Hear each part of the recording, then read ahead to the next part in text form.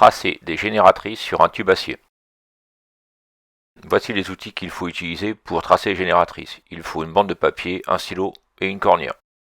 Pourquoi tracer les génératrices, les traits d'axe sur un tube?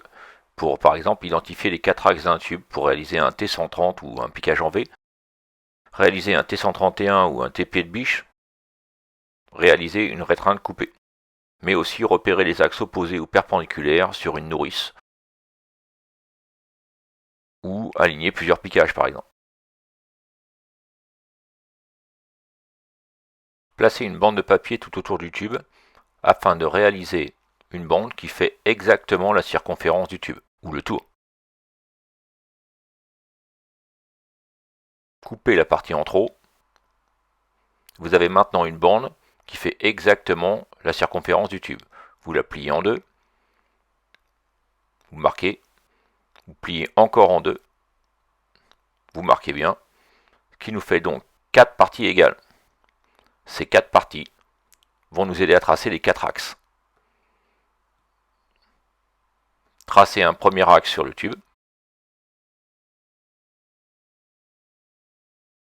et tracez les 3 autres axes à l'aide de la bande de papier. 1, 2 et 3. À l'aide d'une cornière, tracez l'axe du tube sur toute la longueur dont vous avez besoin pour travailler. 2 axes, 3 axes, 4 axes. On peut aussi tracer ces axes avec une pointe à tracer ou à la craie.